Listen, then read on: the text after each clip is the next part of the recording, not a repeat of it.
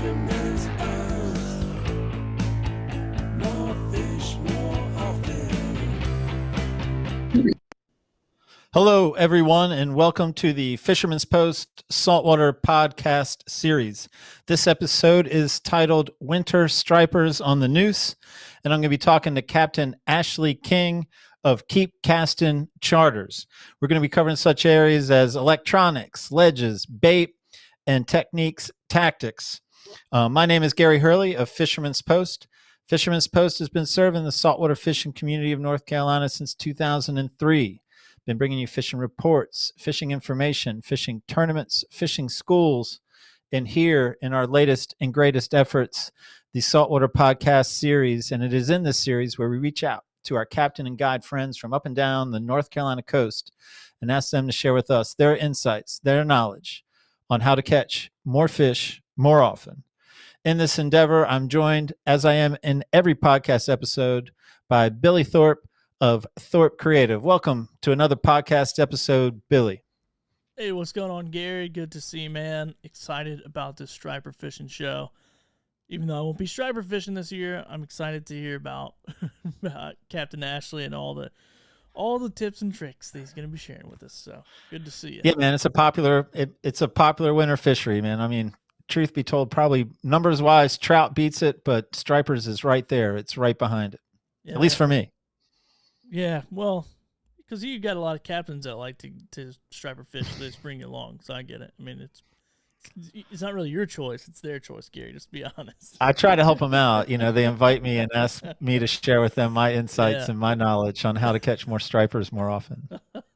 Well, man, I'm looking forward to getting into it, and I'll go ahead and jump into a few sponsor shout-outs, and then we'll go from there and get rocking and rolling here. So first up is Marine Warehouse Center. Got a quick message from them. I'll be right back.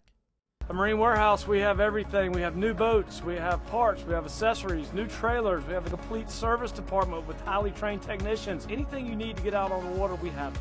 At Marine Warehouse Center, as we've grown over the last few years, now have a large selection of marine supplies from start to finish for all your boating needs. What I love about this region is to be able to get out on the water, and also we love to be able to get you out on the water. The best part of working at Marine Warehouse is being able to get involved with the customers and share a love for the water. There it is, Marine Warehouse. Make sure you guys go hook them up, or let them hook you up or something. I don't know. Go see Yeah, man. Big friends of Fisherman's Post. Parts, service, sales, they do it all. And as far as jokes go, we have a development, Billy. All right, I'm excited. Somebody new tell you a joke or what? Well, I think Emmett's gotten a little jealous over the attention that Terrell's been getting, a little jealous, and he's been sitting on it, I guess, as long as he could. And he reached out and he basically said, if this podcast is going to continue to have Marine Warehouse Center, then he wants a piece of the action. Oh, all right. So he kind of made me an offer I couldn't refuse. And I thought, well, maybe he'll be better at telling jokes than Terrell. And that's a big fat no. I mean, I'll just go ahead and take out the drama right now, the suspense. That's a big fat no. But we'll as it goes, you're a friendlier receptor than I am to the jokes. So to be clear, this is Emmett's joke, not Terrell's, not Gary's. This is Emmett's joke. Are you ready for this? I'm ready when you are. Where do fish astronauts go? Into Trouter space. Yeah, dude. No, that's great. That's great, Emmett. Thank you so much for submitting the Trouter space joke. I loved it. It's great. I don't have my soundboard rocking and rolling. Otherwise, you would get a big round of applause. I love it, Gary. Trouter space. It's hilarious. No? I love that he sponsors the podcast. So let me clean my nose off real quick. Where's my tissues? Oh man, great really guy. Appreciate those guys. So much fun. Yeah, they're great, man. They're great. So they've been sponsoring the show. Man, I think I was telling somebody today since like episode 5, Gary, which is just insane. So supportive of what we're doing. So really, really appreciate those guys being a part of it. And speaking of sponsors, got a couple more to shout out here. The next one up is Bland Landscaping Company. As you can see, they're established since 1976, and they are looking for good men and women to come be a part of their team, people who are passionate about the outdoors, who want to work outdoors, but not just work outdoors, but also have the benefits, a lot of different benefits, Gary. I was looking at their careers website there, and a lot of stuff like like education matches and career, like all kinds of 401k stuff. So if you're looking for a new job in the new year, head over there to their website, go to careers on their show, or on their website rather, and submit your application. They got locations and positions everywhere, and super great company. And they told me, like, we're looking for people who want to go to work early and get off work early and spend time with their family, friends, and outdoors, because they're big outdoorsmen as well. So I like their glad to have approach, them man. on. It seems like they want quality people and they're willing to pay for that quality people. I think that's a great recipe, man. I think anyone would be smart to look into it.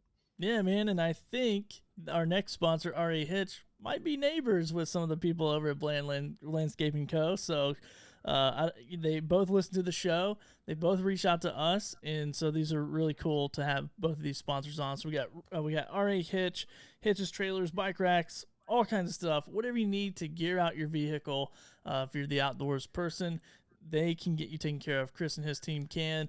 And if they can't do that, just call Chris and see if you can get on his boat and go fishing, because that's where he's at. I'm not going to say every weekend, but probably a lot of weekends. Gary's been trying Good for him. get in line behind Gary. Good for him. Yes, appreciate those guys jumping on, joining us. A ton of fun, man. Always more fun to have sponsors on the show. So if you want to sponsor the show, reach out to me, Billy@fishermanspost.com. I can send you some more info. And if you want to support Gary and I's coffee addiction, go to buymeacoffee.com/fishermanspost, and you can buy us a cup of coffee. It's $5. Goes a long way for Gary. Gets me about a half a cup. Gets him about 12 cups. So it's a really good deal. And we appreciate you. We do. We absolutely do appreciate you.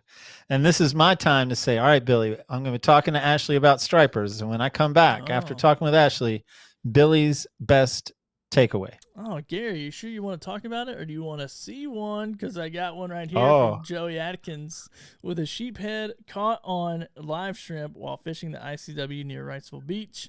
That is a criminal. Is that what they call them? Because the stripes? Is that head? Yeah, man. All right. They steal the bait.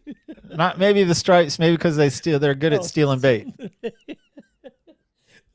Whatever. What do I know about fishing? I don't. What do you know? I started a fishing podcast so I can learn. All right, Gary, I'm turning over to you. I'm going to be ready for the best takeaway. All right, man. So right now I'm going to welcome to the show and start talking fishing with Captain Ashley King of Castin Charters. Ashley, man, it's good to be talking to you. Man, one note I didn't make in my pre-show notes. Where do you say you're out of, man? Are you out of New Bern? Where do you describe Castin Charters? New Bern and surrounding areas. That's right, why my boat's on the trailer, because I'll pull it where the bite is. Well, Ashley, we have a tradition on the show. So before we talk about winter stripers on the Neuse, we've got two questions for you. Are you ready for your two questions, Captain Ashley? Yes, sir. First question, why should we listen to anything you have to say about a striper? Hey, I get lucky from time to time with a striper. No, I've been fishing here on the Neuse River since 2005. Got my captain's license in 2013. I've been running trips ever since. And I grew up fishing Jacksonville, New River trout fishing. And when I got up here in New Bern, got involved with a few folks that really knew what was going on. And they showed me what a striper was all about. And that is a year-time fishery right here around New Bern, from heat of the summer right on out the dead of winter. There's most of the time stripers around here to be caught. It's a good time. It is a good time, and I've caught them with you, and it is a good time with all the opportunity they present. So question number 2 is, as tradition goes, a non-fishing related question.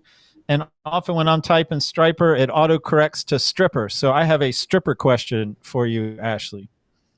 What is the most common day job for strippers?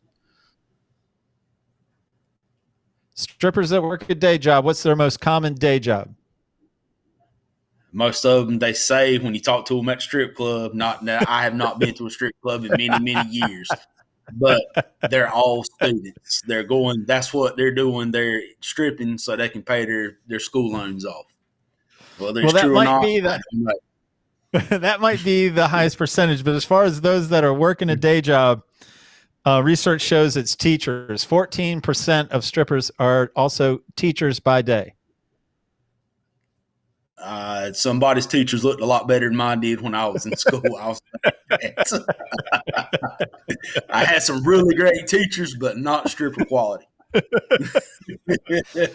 either. Now that I think about it, wait, where do you go to school for these strippers?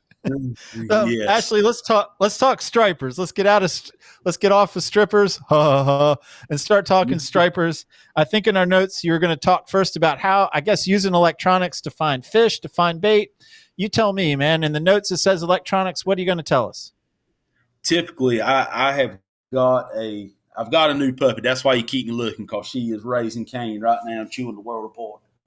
But typically, what I do, striper fishing, I turn my electronics on. I have a 9-inch Simrad, really nice unit, and I use side imaging to go down to big breaks and stuff to actually find the fish. In the wintertime, I'll say 90% of the fish that we catch, I point them out to the clients on my unit. There they are. We're fixing to catch them. And as I'm using my unit side imaging, I have 2 or 3 trolling baits out the back, which are most of the time deep diving X traps, which go 8-9 foot. And the Yozuris, when I get on my real deep ledges, they'll go about 15-18 foot. And there is some 25-30 foot water around here in Newbern, not far from us. And when I hang on just a second. When I locate the fish with those deep divers, because I'm going slow for my side imaging to work, and once I locate the fish, I'll pull across them a couple times with my deep divers, and if the wind will allow, we'll spin the boat around and have some heavy jig heads with soft plastics, and most of the time I use the XL Little Johns, different colors. And that's what I use to cast on to my baits once I find a school of fish on a ledge. All right, so I got a couple of follow-up questions. You say trolling down, looking down the breaks. So what do you mean when you mean a break? Like, for those of us that need a little bit of help, we're talking about a change in depth, and like how significant of a change in depth are you trying to find? Most of the upper Neuse, we have giant ledges that will be, you can take your rod, stick out the side of the boat, and touch a cypress tree, and your boat's floating in 30 foot of water in several spots upriver. And what you're looking for, most of the time I try to fish on the ledge, and I like to set my boat in the deeper water and fish up ledge when I'm casting. But as I'm trolling, I'll try to get on the deeper ledges. And when I say deeper, most of my water that I'm fishing, and I fish these spots in the summertime, will be 3 to 5 foot to a 12 to 16 foot ledge. And that ledge will happen within a boat length. So if you just visualize walking and just falling off in a great big canal that goes way over your head, that's what these ledges look like. They're really steep. Within 15 or 20 foot, you go from 5 to 6 foot down to 16, 18 foot. And I put my boat right on the ledge as I'm trolling my side imaging, just to see what's on that ledge. Because sometimes your fish will be on top of the ledge, sometimes they'll be at the bottom of the ledge, sometimes they'll be suspended up and down that ledge. And as I'm trolling by, we'll snag. And I have caught a lot of fish that I never marked, as far as just trolling my baits, looking on these ledges.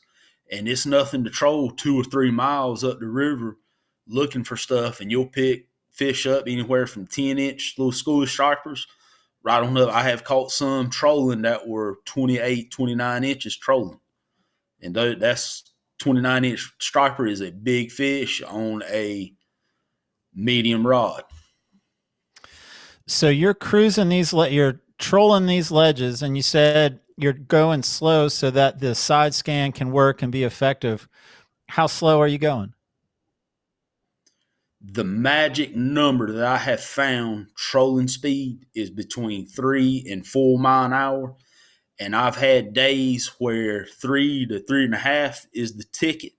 And then I've had days where they wouldn't touch it at 3. You'd had to go 4, 3.5 to 4 mile an hour. Fine, just like the offshore fishing, there's a fine line with your speed to get a bite. And once you figure out what that speed is, stick with that speed, because most of the time, the rest of the day, rest of the trip, that'll be the speed that those fish want. And you have deep divers out the back, and your goal with those deep divers is to have them close to the bottom, but just not banging the bottom, as close to the bottom as you can get without banging. Not as close to the bottom, because most of my baits, the deep diving extract, I think they're the XR10s. They go 8 to 9 foot, and most of the water that I'm fishing will be anywhere from 12 to 15 foot. And you'll get these fish come up. And when I do get in these deeper stretches, I'll take a Yozuri, which goes 15 to 16, 18 foot. But when I throw them out, I'm fishing 20 to 25 to 30 foot water. There's a few stretches on the river right here that will have that deep water, and those extra deep divers, the big Yozuris that go down like you catch king mackerel with, they will jerk and snatch on one. What was I gonna? Man, I just had my question, but I forget. It'll come back to me when I ask this question. So, of course, every day is different, and it's hard to predict. But as far as pattern goes, have you figured out any kind of pattern about why you might find more fish on up on the higher side of the ledge or down on the lower side of the ledge or suspended? Have you patterned anything? Any theory on why they might be one place one day, another place another? Typically, up the Neuse in the wintertime pattern, if you fish the ledge looking for them and you see them but you don't get a bite trolling, if you take and most time I use a Blue Water Candy 3/8 ounce jig head with a Little John XL, various colors, golden brim is a great color, and the money color, and I have white's a great color, and I've got some pink ones also, or I took some pink ones or some white ones and dyed them pink, and I've done really well on them last year as well. But if you're marking a lot of fish and upriver, you'll mark a lot of gar, and when you mark big school gar, there are stripes up under those gar. So I don't know about wintertime. I know I've been striper fishing in gar or busting the surface, slurping the surface, whatever you want to say. Do you find stripers only underneath the gar when you're finding them on the machine, or do you find stripers underneath gar that might be slurping, making some surface disruption? The gar are let you know the fish are there. There's some activity there, or some life, I should say. And when the gar's busting, we catch a lot of gar by catching stripers, foul hooking them. I've had a few hooked right in the mouth when I'm doing my trolling deal, but most of the time when you find gar, there are stripers under those gar, and that goes with trout as well. The Trent River last year did not produce much at all as far as stripers or trout. The upper Neuse will not produce many trout at all. Once you get past the railroad trestle, about a mile up past the railroad trestle, you'll find a trout here or there. But up the Trent River, it's nothing to catch a limit of trout and a limit of rock together in the same identical spot. With gar around? With gar around, yes, sir. Yes, sir. Man, my question that I blanked on before was back to trolling, and it is, does it matter how far behind the boat you're putting your deep divers, your Rapalas? Really, what you got to worry about, the further you get behind the boat, the deeper your bait's going to go. Most of the time, what I do, just like the offshore guys, I space my stuff out. I got a short line, and a short line is just a solid cast.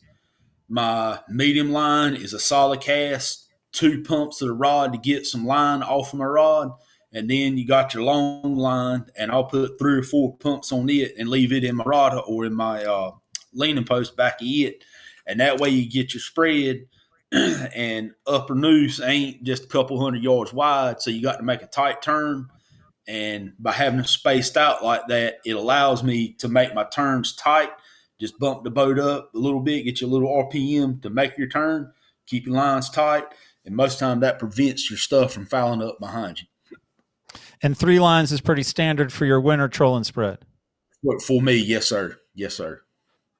So And really, I really don't see really that many people trolling. I see a lot of folks trolling the bridge and the trestle, but up the upper river where I fish, hardly ever see anybody trolling up there. And it is a very, very effective way to find fish.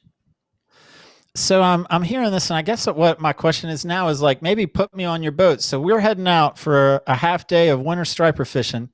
So your first move is to do some trolling to try to find some fish, and it's not just find some fish so the client is happy because got a line pulled tight, but that's your searching effort. Is that correct?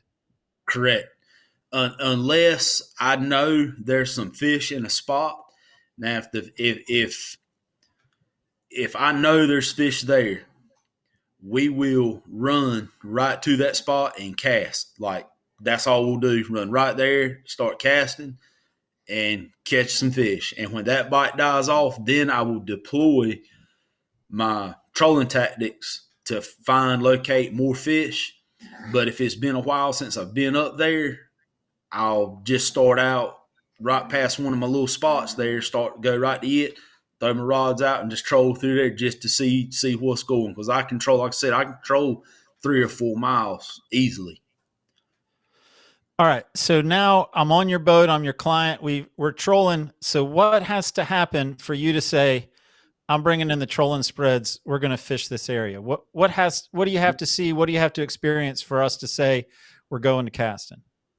When I see a great big knot of fish, and it's hard to explain without being on the boat, me showing you that is stripers right there, that you've got to see that. But when I see that and I point it out to my clients, say, there they are, we're going to reel these in. And this is my typical, hey guys, let's reel this in. We're going to spin around, get these jigs, and we're going to start jigging for these fish.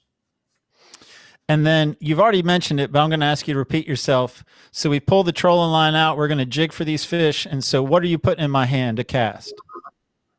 My trolling stuff is medium 30-pound braid, a medium rod, 30-pound braid, 3,000 reel, what I use for live bait fish in the summertime with.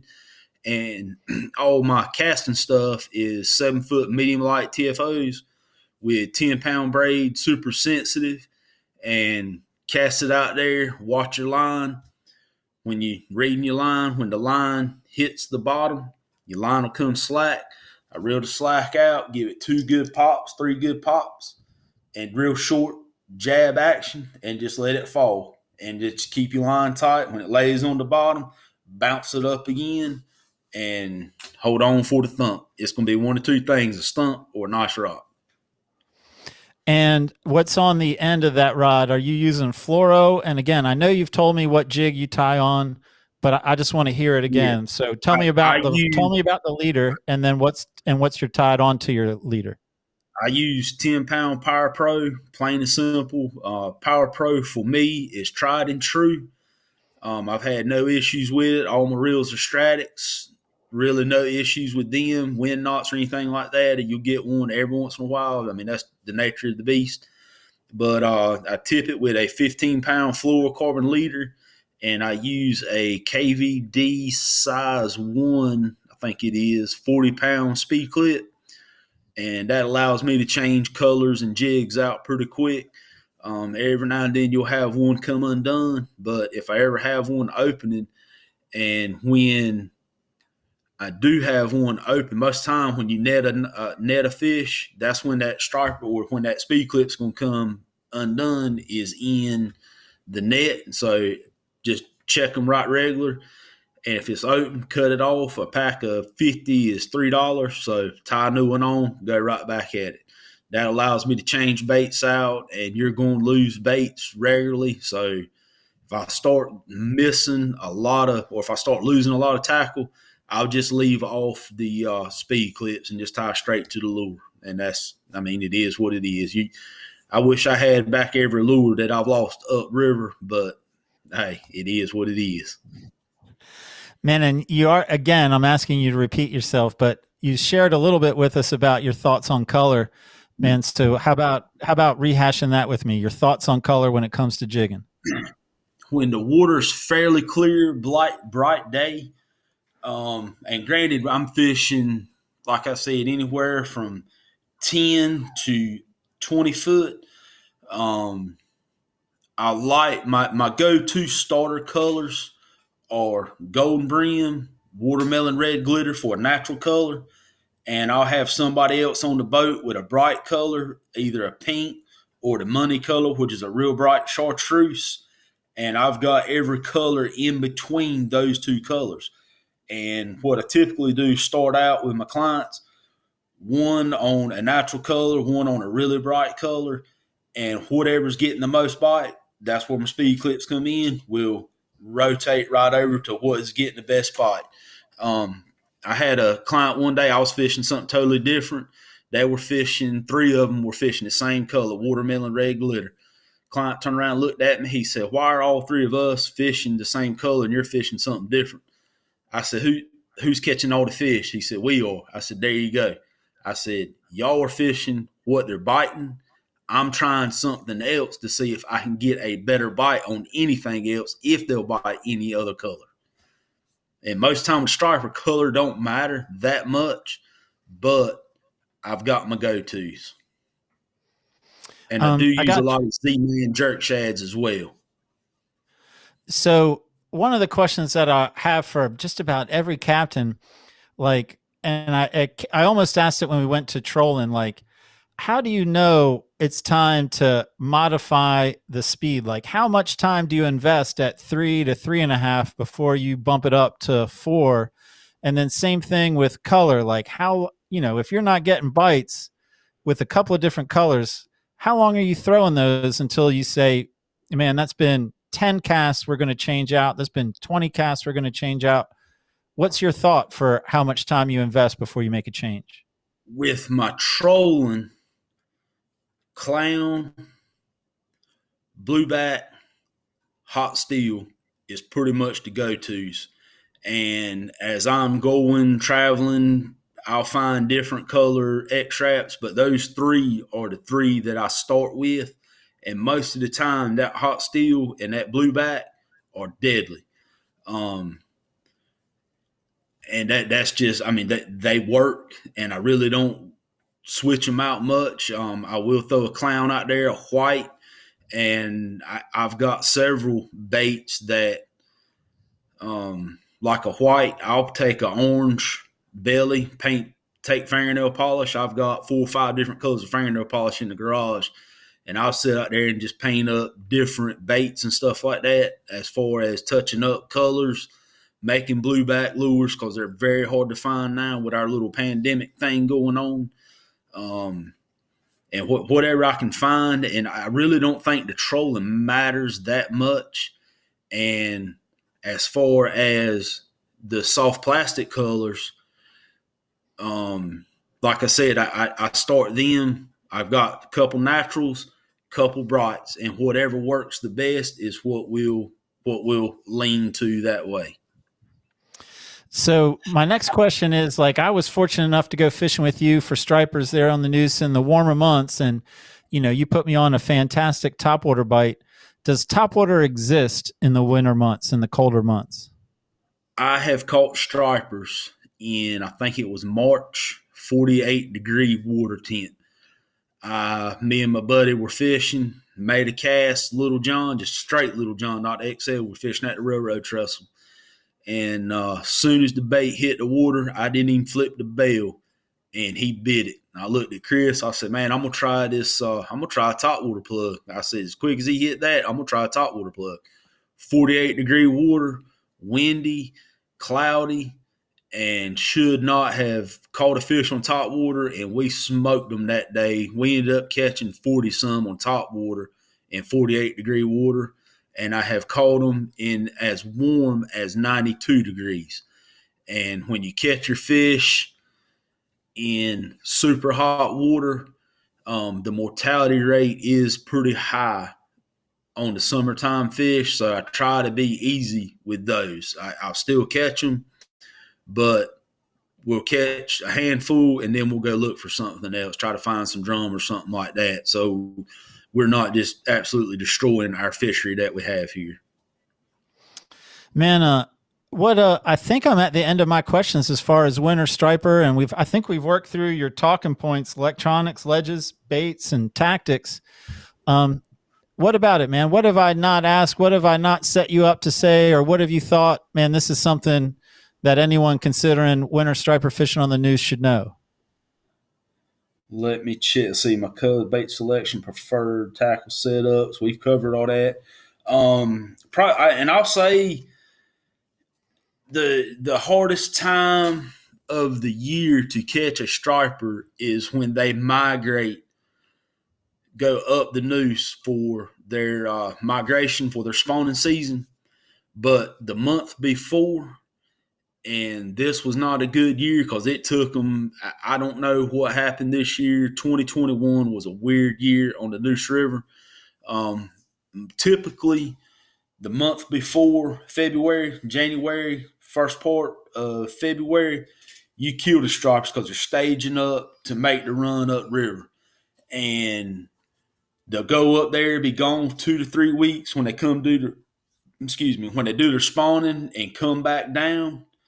The feed sacks on, they've gone up there to spawn, and you'll catch them in the same spots on the migration back down. And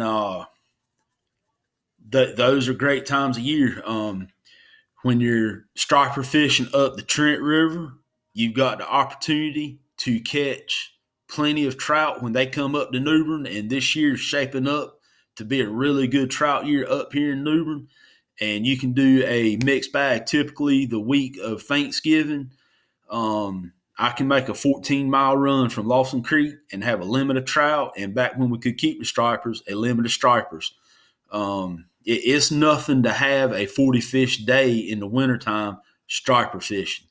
And since we've had the closure, we're 3 years. This is the start of our 3rd year in our 2-year moratorium for stripers. So we're still in a closed season. But the quality of stripers since they have had this closure is phenomenal. When I first started striper fishing here in New Bern, 26-inch fish was like catching Sasquatch. Now we're catching, it's nothing to catch a 25 to a 30-inch fish. And I've had a few over, I've had one over 10 pounds on my boat caught. My great uncle caught one 11.5 pounds. And just a few weeks ago, I caught my largest striper at the railroad trestle, 32 inches, 12.5 pounds. And we've had several at the railroad trestle this year that were pushed 15, 16 pounds. Wow. Right on. Man. And also, hey, one more thing, fishing these ledges, Yeah. when the wind allows, I carry my crappie tackle with me. And if we don't have a hard wind where you can actually feel an 1/8 ounce crappie jig, that is a good bycatch. That will carry supper to the house. Crappie, catfish, and a striper will gnaw on a crappie jig also. I've caught many non-stripers on crappie jigs while I was crappie fishing when the stripers weren't wanting to participate.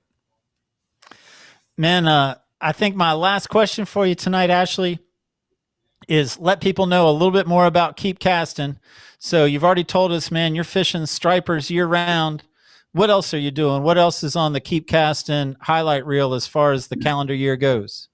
The springtime, if the striper migration, when they start coming back down, while I'm waiting for them to come back down, that's where I do my pan fishing, crappie, brim, stuff like that.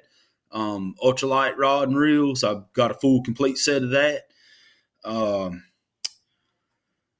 Let's see, the spring. Then I've run several crappie trips when the crappie start spawning up the Trent River. I've run many trips up there, catching a lot of nice crappie. Also crappie up the Neuse. Summertime, you start getting your reds, your slot reds in. So we'll topwater fish for stripers and your drum. Then you got the old drum season, and they came in a couple weeks, 3 weeks, hey, almost a month early this year. Pretty much they were here from middle of July right on through almost the end of October. It was probably 2 weeks ago they were still catching them right here in New Bern. Old drum. Had a really good year old drum fishing this year. It started out for me a little slow, but once I got my bearings up under me with the old drum, it was a really good fishery. And the slot drum up here this year, I've never seen the amount of slot drum. And pretty much 12 months of the year you can fish here in New Bern. There's always something to catch. Just got to go for it. Ashley, it's been a pleasure talking to you, man. I knew I would enjoy talking to you. It's been a while since I've been on your boat. And yeah, man, I'm shameless. I also use these podcasts to say, hey, don't forget about me, man. Get me back out there. Yes, I'd love to catch a winter striper with you now. Yeah, I got a lot of vacation coming up, so come on. All right, man. Thank you, Ashley. Thank you so much. Thank you, Gary. Thank you. Billy. What's up, Gary? Good episode, man. That was a lot of fun. Really fun. Yeah, man. He's easy to talk to, fun to talk to. I knew it was going to be a good show. Yeah, man. I love how you just tag on. Hey, man, don't forget about me. Get me on your boat. Right? That's what this podcast is about, right? It's about me. It's about booking Gary some fishing trips. Shoot your shot, man. You don't know. You don't know until you go. All right, you don't know until you try. Man, so my best takeaway is, hearing him talk about catching striper on top water in 48-degree water or 40s. It's crazy. Like, that's one of my favorite. Any type of fishing I'm doing where it's a possibility to catch fish on top water, I'm going to throw a top water lure. So I think that's a pretty cool, like, just try it. Even stuff that you think won't work, just try it and see. Because, I've been striper fishing with you, actually, a couple times. I didn't catch anything, though. You know what? These captains always put you in the right spot at the right time. What the heck? Now I'm thinking about it. I think people... Get me on my your boat. takeaway is people should look at his quick change rig, because when he said that, I forgot when I was fishing topwaters with him, looking at this thing at the end and the terminal tackle and wondering if it's going to throw off the bite, if it's going to throw fish off, and it didn't. We had a great topwater day, and it did, just like you say, allow us to quick change out, change color. Here, this is working, throw this, and you're doing those changes super fast, keeping the fishing time, the bait on the water, and it worked for us, man. We had a great day. Yeah, that's cool. Well, it was a good show, man. I think a lot of people were getting like, oh man, getting fired up for the winter fishing time and good with their stripers. So I won't be fishing up there this winter, but hey, whatever. I'm gonna try to catch a tarpon or two this coming weekend. So I'm excited. Always this coming weekend. Man, I love the talk. I'm just still waiting for a photo, man. I mean, I love talk, but photo will shut me up. I'll have somebody catch one. I'll hold it and I'll send it right over. All right, I'll even give you that. And I'll still be waiting. Yeah, right. Oh man. All right, Gary. Well, it's been fun, dude. And once again, want to shout out Marine Warehouse Center and Bland Landscaping Co. for making this episode possible. They're our platinum sponsors for this episode, so really appreciate them. Go support their business, and also for Bland, if you're looking for that job this new year, be sure to reach out to them and apply. So we want to make sure we get those guys plenty of phone calls with job seekers. So go call them. All right, Gary. Anything else, man? Nope. Had fun. Another great episode in the books. We'll talk to you soon. Fisherman's